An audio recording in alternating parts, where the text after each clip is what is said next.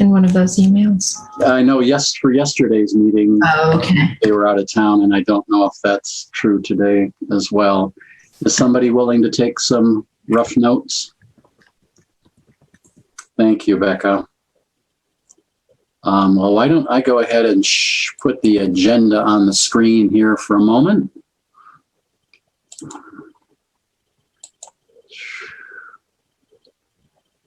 And I think Angie at least noticed that the original agenda I had said November, starting at 1 o'clock. So apologies for that.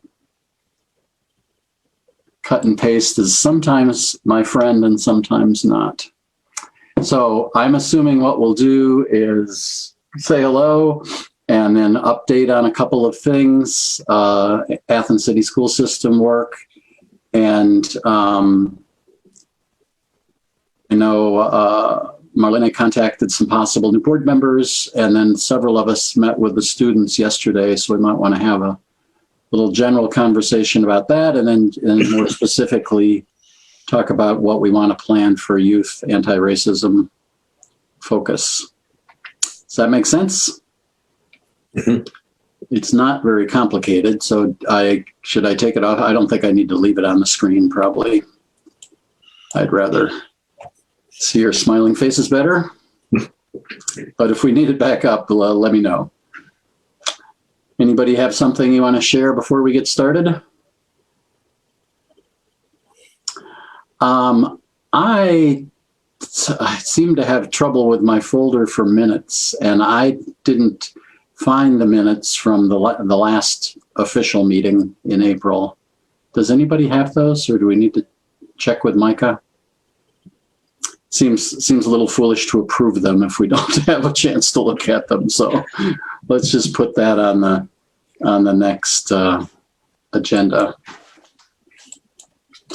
We'll have a double approval of minutes. Marlene, do you want to say a little bit about potential board members that you talked to? I talked to Fer Vallejo, and she was quite interested. Unfortunately, she had a family emergency and was out of the country. Mm-hmm. And so once she returns, she would most definitely be willing to come to the meetings and make sure that it's a good fit both ways. I've not heard back from Reese yet. However, it's those last few weeks of school, right? Yeah. So I say we make another try in the next couple of weeks and hope that he might be willing to join us. Yeah. And do you have any idea when Fed is likely to return? Is that up in the air? Okay, well, keep us posted. And Cedric Granger was the person I was going to talk to, and we basically made arrangements to meet in the next couple of weeks rather than try to talk about it in the midst of his final weeks of school. So those are still on the table. Reports about our other projects with the school system. Lacey, do you want to say anything about class? Very windy outside all of a sudden. Oh. Yeah. Okay. Anything about our class? No, I think it's still going well. It's still a lot of fun. Looking forward to doing it again. Glad that we're going to be able to do it again. Yeah. Yeah, so we've just got 2 more classes to meet. One fun story was that a teacher was talking about, I think this is fine to share. A teacher was talking about drug use, and the picture that they shared was of a Black person as they were talking about drug use, and a student didn't like that and wrote a letter to the teacher and to the principal to try to rectify that situation so it wouldn't happen again. And sorry, I'm typing in Cedric's name at the same time. And that student who did that was one of the students from our class. So we were pleased because that's, good trouble is what we're trying to cause. And that seemed like a good step in that direction. And the book clubs are not exactly a project of the Community Relations Commission, but we did just finish the second round of book clubs that was community focused, and we had about 40 of us all told with the facilitators, and I think it worked well. It had good impact on people. And so this summer there'll be both beginning, quote, book clubs for community members and teachers, and also a 2.0 version, which will be for people who've already gone through one of the stamped book club things who want to do a little more. So, and Lacey and Marlene have both been helping as facilitators of those. Anything you want to say about that, Marlene? I thought that they went well. Our group really focused on having something to show at the end of it, and that kind of catalyzed change in them. And so now they're continuing to meet after the fact together and thinking of some readings that they can do in each one, taking on a project and asking the others for help. So I think it started a group, and our group was all white. And so they very much thought, well, we can band together and use our privilege for good. So we're hoping that they carry on with those projects. And they also created vision boards to stay motivated. And what we'd like to see is if we do more of those, maybe try to talk to Donkey and exhibit them, right? And start some conversations, and hopefully different community members that we might not have reached might be interested in joining the book clubs. Yeah, that'll be the next project for book clubs is to get invitations out for people to meet this summer. The first step will be figuring out from facilitators dates and times that'll work for us, and then put those out to folks. So that'll be happening over the next couple of weeks. So we had this, some of us met yesterday with some students from the middle school, and also freshmen, I think, from the high school, that Angie brought together. And I don't know, why don't those of us who were there, if you want to just say a word or two about what that was like, or what you took away from that, maybe that would be helpful. Angie, you want to start us off? You'll have to do that unmuting thing. Thank you. Sorry.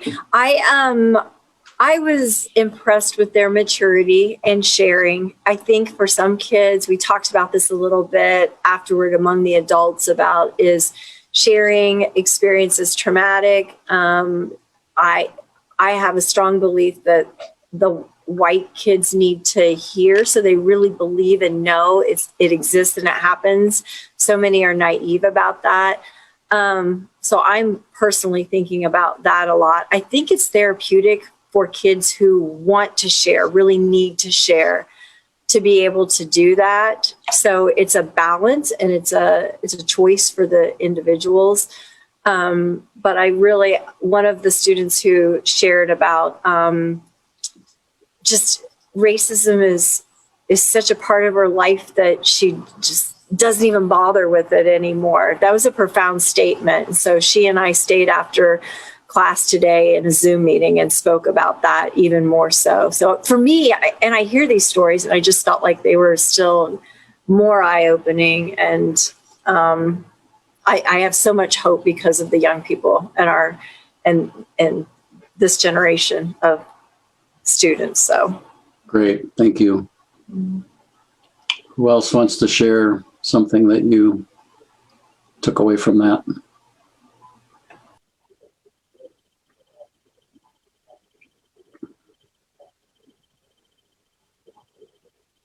We heard several of the students talk about the fact that they feel as if sometimes the adults aren't hearing them, as if they are not heard, as if their experiences are brushed aside and discounted as unimportant. And that was really interesting, right? Because they're in a school environment where we expect that, in fact, their opinions and experiences are validated and that they're used as a foundation for them to learn and to grow.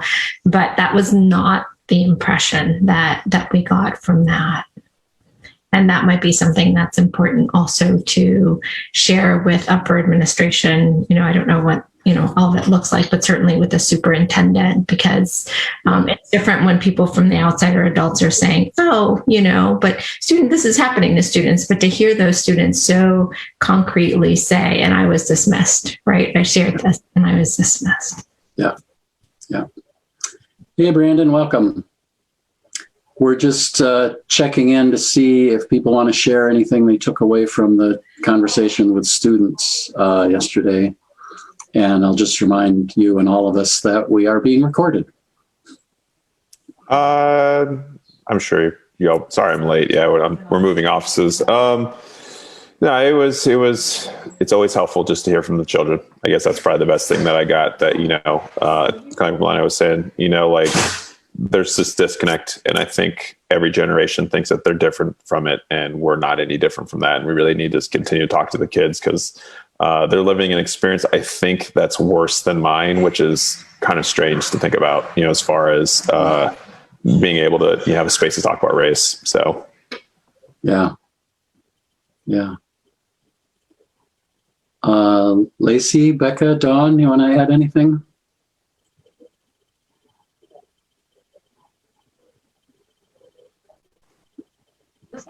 Adding to what Brandon said, we tend to forget that maybe these students don't have a place to talk to each other, to have, basically a support group. And we heard that from several of them, that would be really useful to have, is just a place where they could talk about their experiences.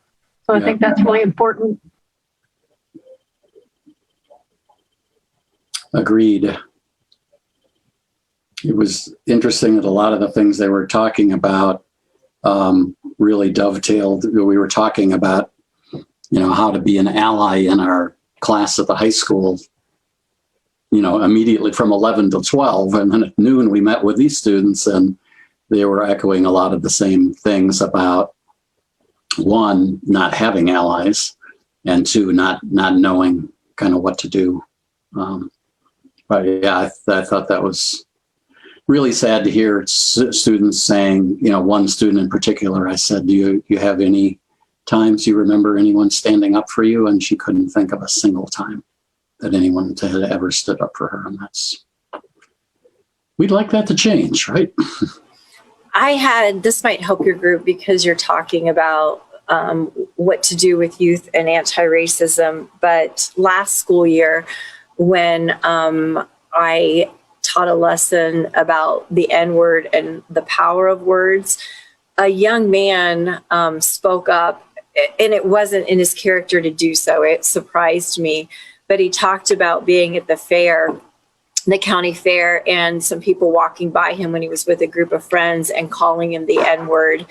And he talked about wanting to be invisible, just wanting to disappear, that he felt humiliated. And because it was this young man speaking up, it was especially powerful. That's just wasn't part of his character that we had seen so far. But one of his friends was in the same class and said, I wanted to disappear too. I wanted to say something, and you didn't say something, so I didn't know if I should say something. They're kiddos. They just don't know, or they don't feel empowered, or so maybe that can be part of the goal, is to teach kids what to do when they're in an uncomfortable situation, or how to be an ally. It was a very good conversation in class, and I'm really glad that happened. And I had two thoughts. One was, yeah, they are kiddos, but let's not kid ourselves that adults do a whole lot better most of the time. And I was just remembering that, at least for a couple of students, their response to, there was a really good question. I think that there were several good questions from everybody in this group, but I think the one from Laura was, what could the adults do better? And it seemed like the resounding answer was listen to us, take us seriously. So that might be something we have an opportunity to do.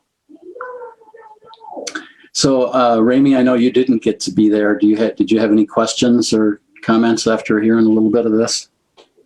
I think that we're on the right track in terms of suggesting with Angie's advice that we have to just keep working at it incrementally, if nothing else, in order to broaden the base of awareness and understanding of what to do under certain kinds of situations. As an older white guy, I don't have the same kind of experience by any means of any of these students. I'm far removed from the high school world these days. So I don't really know that I can identify very well, other than the fact that I spent 5 decades teaching college kids. But and in that context, the number of persons of color was minimal in comparison to the white students that I taught year after year after year. Hopefully that will change at some point, but until people see themselves in that environment and see themselves as being potentially comfortable in that environment, a number of people of color will simply not choose to join advanced education because they don't see the value in it and they don't see the comfort level that they might experience in that environment, because it's going to end up being, from their perspective, the same as the life they're already living. Yeah. Yeah. Thank you.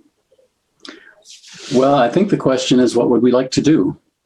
And I think we've had a lot of ideas, and what are our favorite ideas, and how do we match those ideas to our capacity? That's probably the second question. The first question is, what do we want to do based on what we've been thinking, what we talked about already, and what we heard from those students? And as Brandon and I like to say, part of the answer is something, right? We want to do something. So what's the something we want to do? Well, is there a way to interface with the teachers while creating that, I don't want to call it a safe space, but a space for, that was an idea that kind of came up yesterday about students being able to be together and talk about what's going on. But I just don't know if there's a way to do both of those things in some way, because I'm all for supporting the students and them being able to talk to each other, and, white students being able to be allies and stuff like that. But they are at that school with those teachers that create the structure, and so if we just leave that there, it makes it very, like Rami said, makes it very difficult for them to be that person, to be that ally, if the structure, if there's no penalty for being racist, and I know there are penalties at the school, but they seem to be inconsistent, or non-existent in some spaces, so I just didn't know if there's a way to do that while we move forward. So. Yeah. I mean, I guess what I'm hearing you saying is it might be a mistake for us to just come charging in and provide this forum without making sure we're also bringing teachers along with us. Is that? Yeah.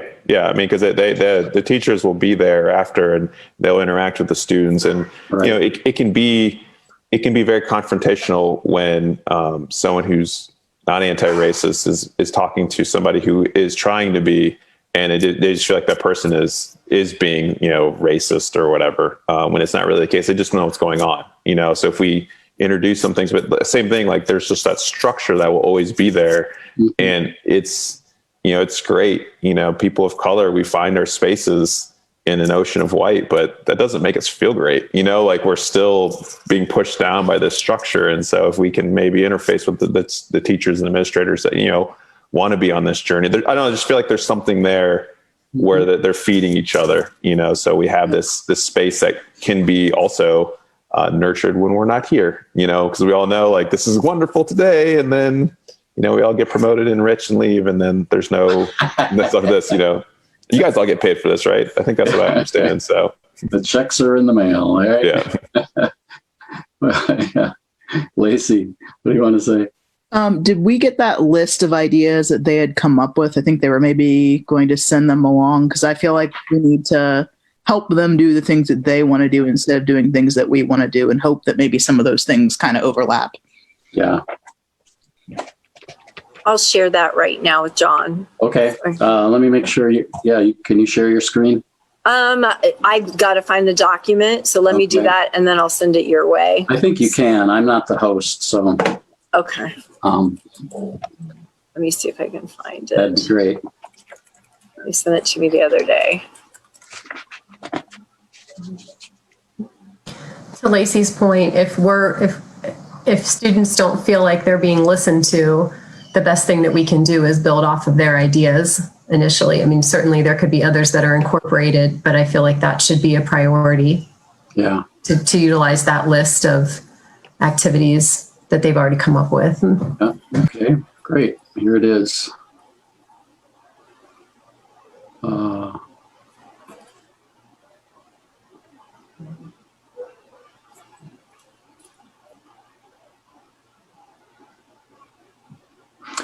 So this was 2 students. No. Mm-mm. No, it was more. Oh, okay. They're the ones who actually.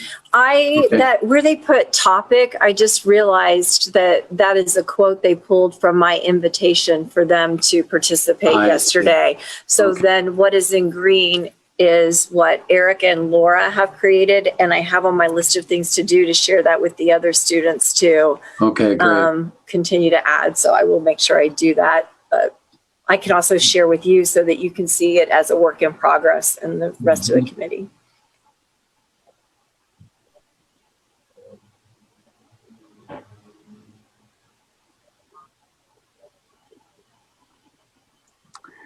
And one of the things that was mentioned yesterday by other students was the idea of learning about different cultures, maybe being able to have food or music from other cultures, as well as the dialogue piece.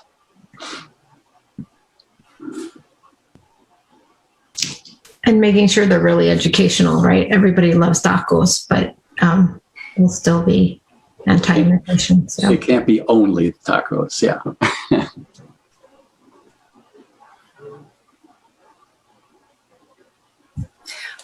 I do have to say, based on the conversation with Brandon yesterday,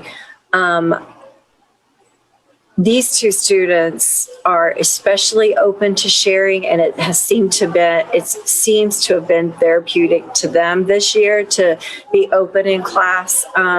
So again, I think that comes down to a personal student choice and not being asked, but feeling safe enough when they're ready to do so. So that number 3, I think, comes from 2 students who are there and on that journey. So Yes. Yeah. And I feel like that's something we've been good at doing with adults and now with high school students, is creating spaces where students do feel safe. Many students do feel safe to share things, and students who don't, I think, are still learning and not feeling shamed in any way if they're quieter. So I feel confident that we could do that.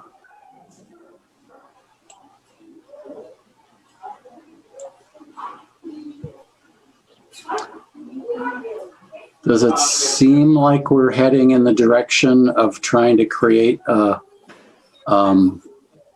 large community space, whether it's in person or on Zoom, where the focus is on youth and anti-racism and having a little fun while we're at it? Making sure we're inviting teachers as well. Or is that just me?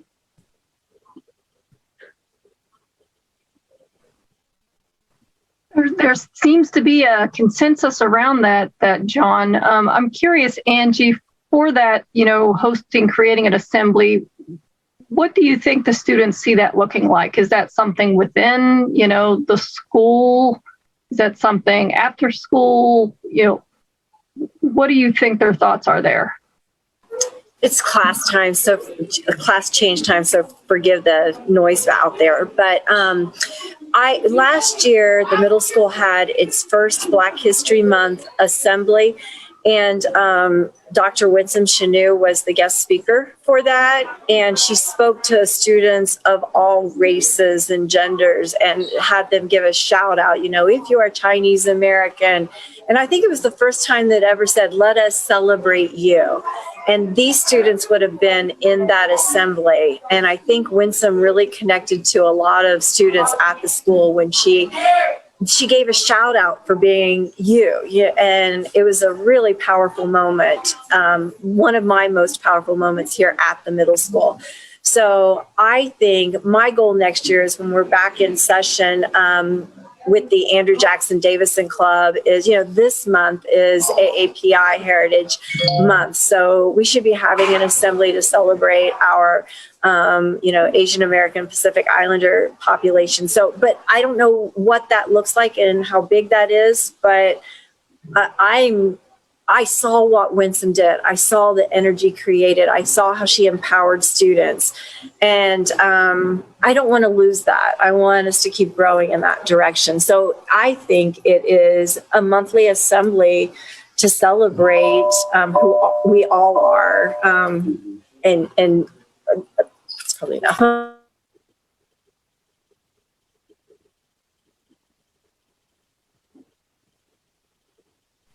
I mean, Thanks, Angie. Go ahead, Brandon.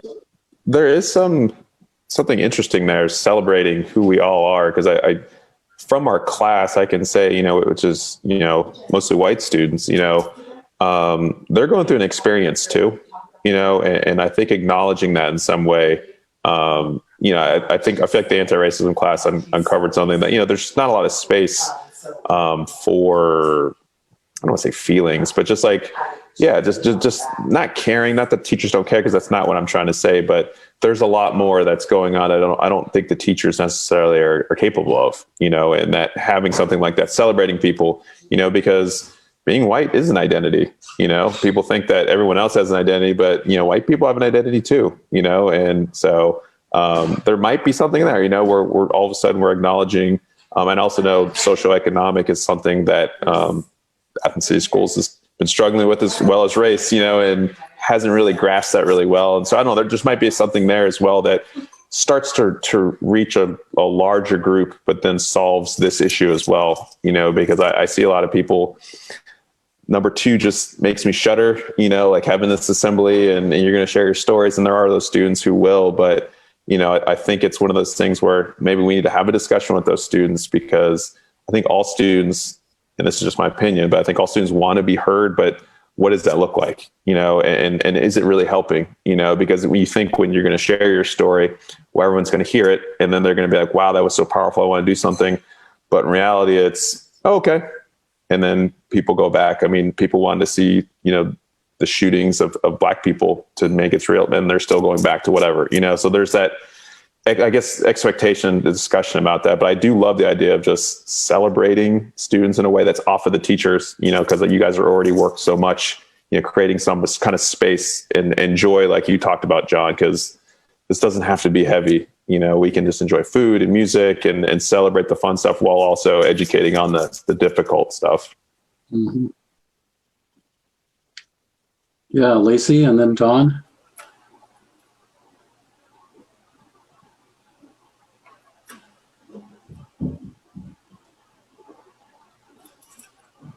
Did you say me, John? I did, yeah.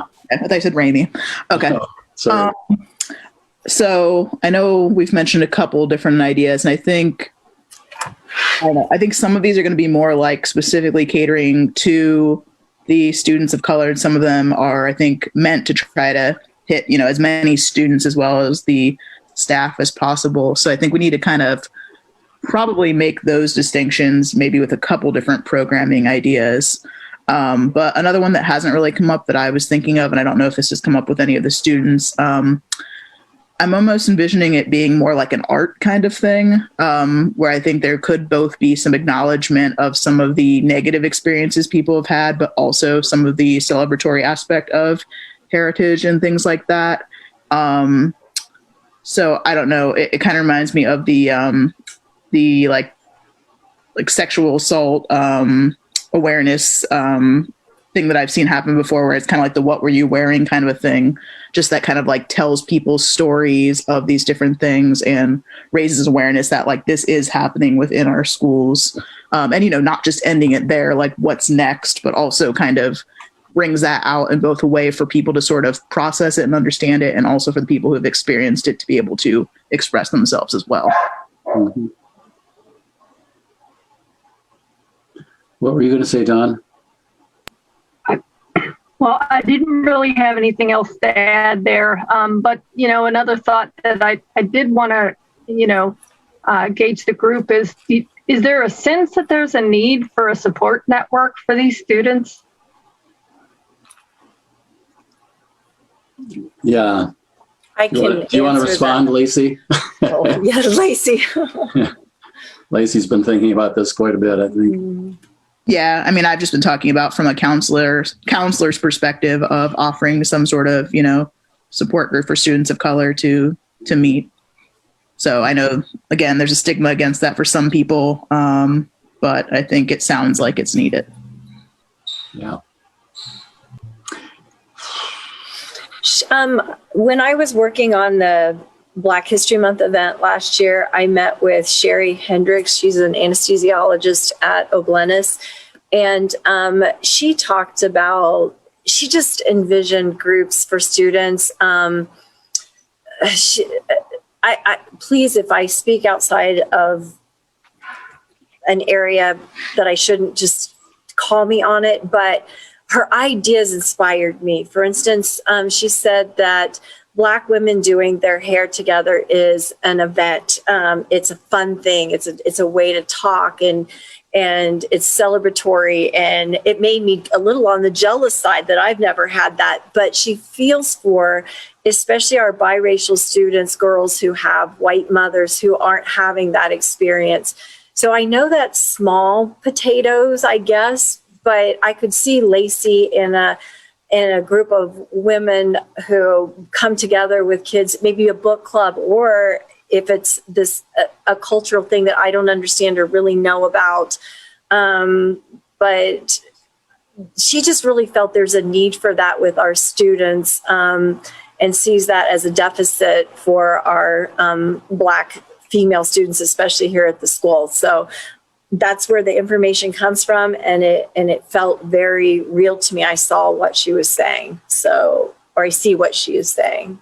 Yeah, thank you for that. Adding on to the whole support idea, I think it would also be good to have, not just people of other colors, but people who identify as white, or the white kids to talk to who may want to ask questions about race and want to feel like they're in a non-judgmental space. I know you're all non-judgmental, but they may feel more comfortable asking questions with someone who looks like them. And those are the ones we really need to start reaching as well. So it would be great to have a support network for everyone. And I don't know what that looks like. If it's individuals, mentor, mentee, I don't know what's allowed. Yeah. I'm trying to make that my classroom, but I only teach half of the 8th grade students. So it needs to be something that we don't miss kids. So yeah, you need help. I'm still on a journey too. So I do need help. Aren't we all? Yeah. Well, I'll just say part of what we're talking about is the celebration part that might include the food and the music and all of that. And part of what we're talking about is more like a speak out, and a way that I've seen a speak out work well is that everybody who's there gets to go into a group. So the young Black women are in a group, and the young men from outside of the city of Athens are in a group, and the people with disabilities are in a group. And so there's a bunch of different groups, and then each group gets to meet separately for a while and share their stories. And then when they do come back, they share as a group to the rest of the group. And, questions like what's great about being Asian, and what's Asian American, and what's been hard about that, and what would I like you never to do or say again, dear allies, things like that. I don't know if that's the starting point. And, one thing for us to notice is that things we do in an assembly at school are essentially mandatory, and the things we do outside of that setting would not be mandatory. And some things might work best in the mandatory setting, and some things not so much. If we're really inviting a deeper, we don't want to promise safety that we can't deliver. There's always some safety you can't deliver, but we don't want to set people up to say, here's a safe space, please share your story. But because it's mandatory, there are people there who really aren't ready for that level. And it doesn't mean we ignore the people who are only coming if it's mandatory, but it means we have to be smart about making it work, both for them and for the other people that we're inviting to be vulnerable. I don't know, it's just what I was thinking about.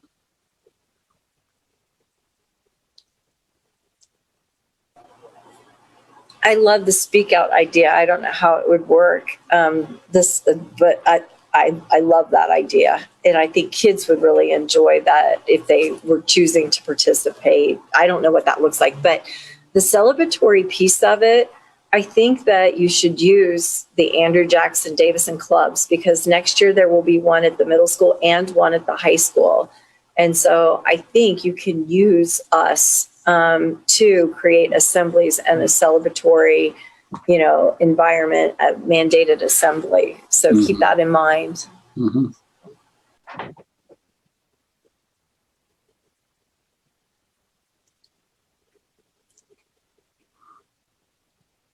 Well, it seems late in the school year for us to participate in anything in the school this year. We can certainly think about seeing if teachers and administrators want our help and input for assemblies next year. And then the other question, I think, is, do we want to do something over the summer? It's obviously not in the school environment. That might have a celebratory air, but as Marlene said, also educational.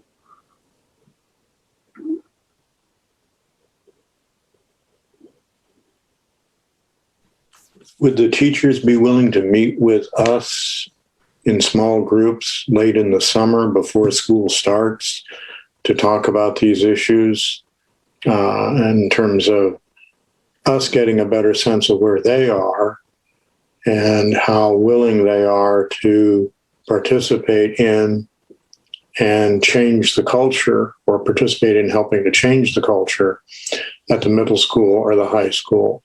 My impression is that that's where part of the problem exists in terms of perpetuating the same kind of systemic issues from term to term, year to year.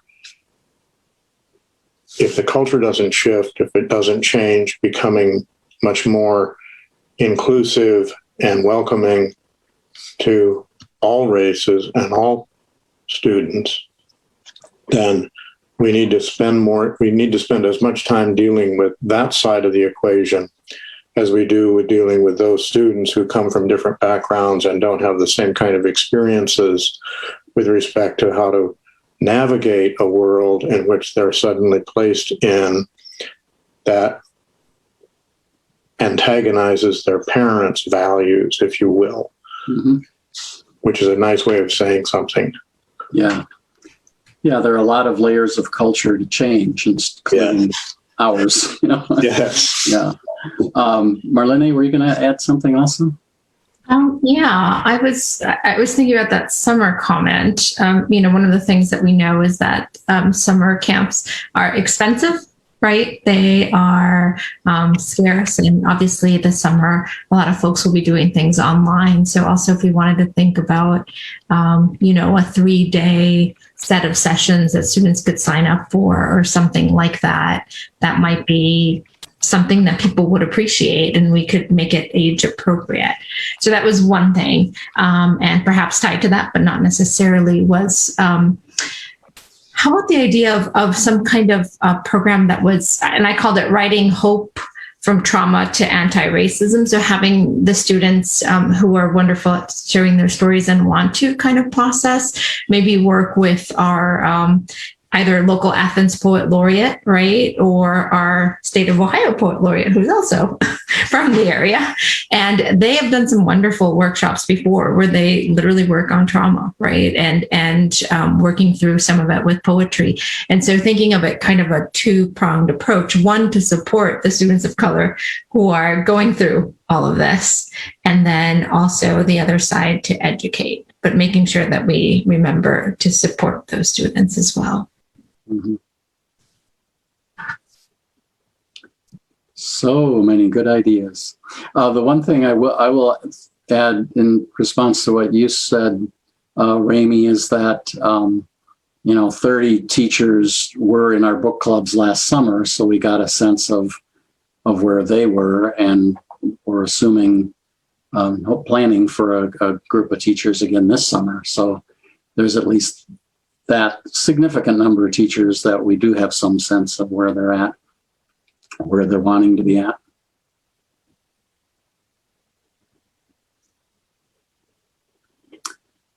So I think our trick is to become tangible, to make it actionable, as people like to say, to get specific about at least what's a step we want to try to take soon.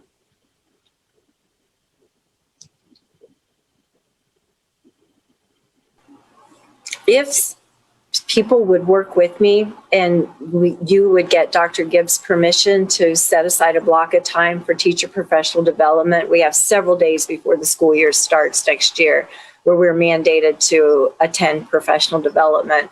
Then I think that would be a good starting place, because Ramey made some outstanding and very truthful points about the teaching staff. So using his ideas, everything that he said, I think you could develop some pretty powerful professional development and make some progress. There's some you'll never make progress with, but many, I think, would respond to what Ramey was summarizing. Yeah. I think that's a good idea. And we did several of us were involved in doing some training with all the teachers and all the staff last year. The plan that Dr. Gibbs and I have been discussing for this year is that, I can never remember their new name. There's the organization called Teaching Tolerance, and they've changed their name, recognizing tolerance, is now seen as a pretty low bar. So I believe they're coming in to do that's a national or maybe even international organization. And they're coming in is the plan to do some training with teachers. I hope I'm not letting a cat out of a bag here. Sorry, Dr. Gibbs. But that the assumption was that we might be planning some training that would be for all of the support staff to happen in those days before school. Cafeteria people and maintenance people and bus drivers and like that. So I think that, there's certainly an interest in that happening, and we want to keep it all moving faster and faster if we can.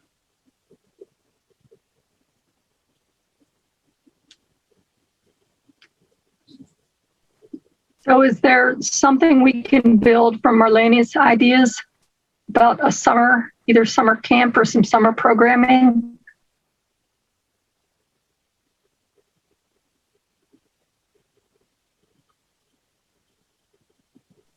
I love that idea. If it's at the bare minimum, I think, a space where we just get together. I'm gonna have a child, but I'm sure I can make a day or two where we can get together and have discussions or something. Because something I was gonna put in the chat, I want to talk to some of the students of color and see if this is the case, but I don't feel like a lot of the students of color are connected by their struggle at Athens City Schools.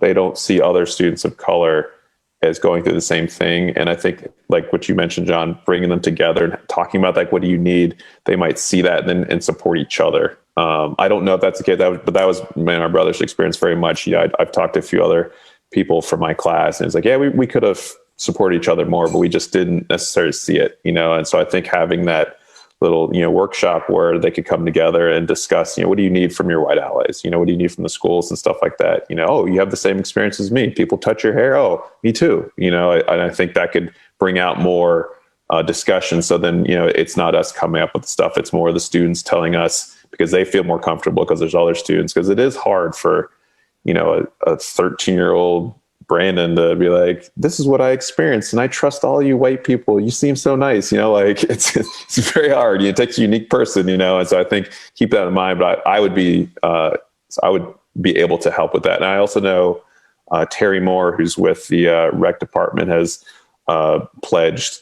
I don't want to speak out of turn, but spaces for us to use as well. I don't know where we'll be with COVID, but if there's last year we were going to use the pool for a number of events with the Racial Equity Coalition, so we might be able to find space fairly cheap or outside, or some support from the city as well. So yeah, great.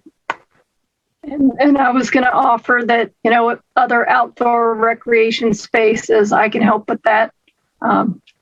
Wayne National Forest or in Chansey.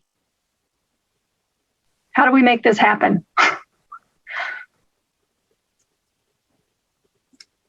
I think we target a date. Seems to me if we plan on 1 or 2 events rather than an entire summer camp at this moment, be interesting to think about a summer camp for like next summer, where we had the time to really organize such a thing. But yeah. It's funny how summer goes quickly, right? So how's July sound?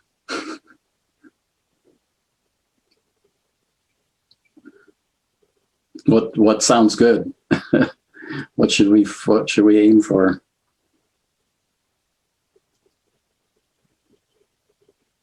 I think it depends on the event. If we're doing a book club, that's just literally reading a book and talking about it. If we're actually planning something from start to finish in terms of like a couple hour long thing, that's a little bit more planning. Mm-hmm.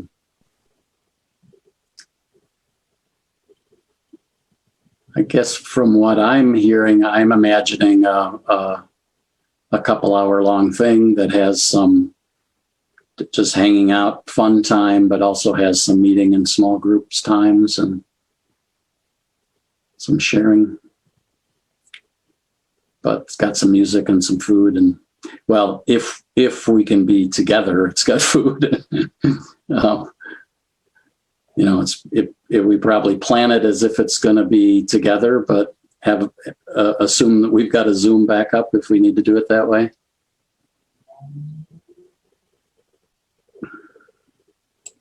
I see a few ideas in the chat about timing. Given I'm aware of some of the other camps that are happening, I think that end of July, beginning of August would make sense in terms of not competing, quote unquote, with other camps or other opportunities that students might potentially have. Yeah. Well, it seems like we could, if we did end of July, early August, and we did a couple of hours in a late afternoon or early evening, Sunday afternoon or an early evening during the week or something, that might work for something. Are you going to do your saving the chat thing for us again, Rami?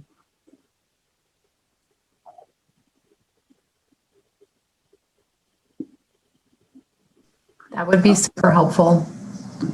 I can go through that after we're done and see if we've got some kind of a consensus there about timing that might work.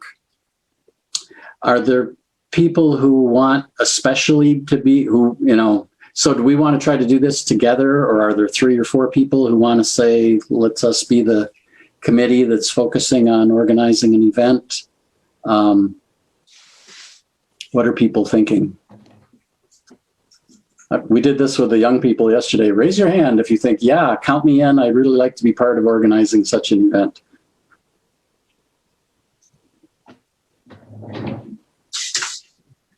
Okay. Well, I know. Brandon, we know you're having a child. We'll have to send you home. Brandon will show up. I want to stay married. I understand. I love my family. And so I don't want to overpromise, but I'm happy to help any way I can. Yeah, I think working to end racism includes not ruining Brandon Thompson's life. So, yeah. We should put somebody in charge of saying, Brandon says no, even though Brandon's over there trying to say, feeling like you have to say yes. I did want to mention, there may be a way to tie in what we're trying to do here with the work that Jasmine Facoon started with her group during the Art of Hosting workshops to try to develop some diversity events around recreation and other opportunities. So, yeah, there's both the Art of Hosting and there's the Racial Equity Coalition, both of which may have overlap where we can get help. And we should say that we asked in the meeting yesterday, as many of you know, of the students, and there were 9 students there. Majority were students of color. How many of you are interested in helping to plan something? And virtually everybody raised their hand. I think they all raised their hand to say they would come or want to come. And all but one, I think, raised their hand saying they'd like to help. So we can include a couple of, or all if they want to, in helping as well.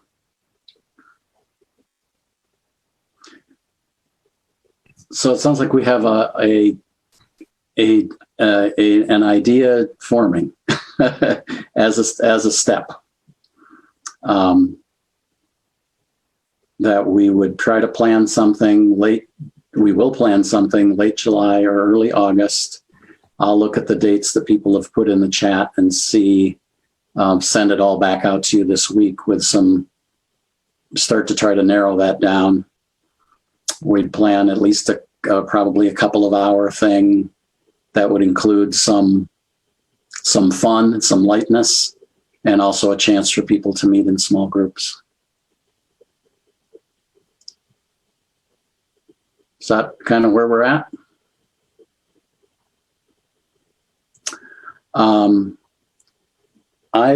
It's 5 to 1. I was thinking maybe we should just check in about timing for summer meetings, recognizing it may be tricky for everybody to make it. We've been meeting the first Tuesday at noon of each month. Is there a reason not to do that?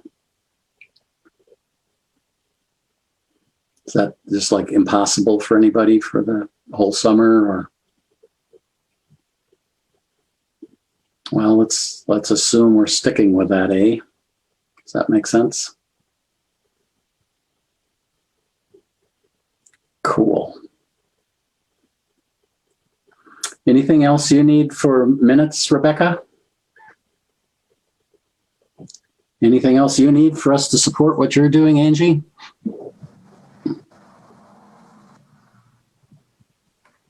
No, but I do appreciate this group, and I hate spinning my wheels in non-action driven groups. And when Brandon says he wants change now, that's the group I want to be in. So thank you for inviting me. Yeah, good.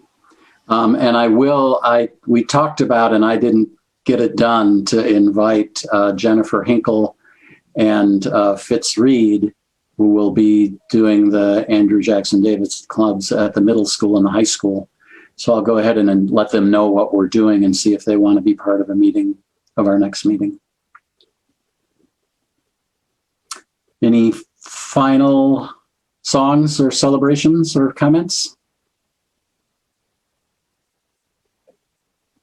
Well, I appreciate you all immensely. Good to be doing this together. And many of you I will see in another meeting. And for some people, that next meeting is in 2 minutes. So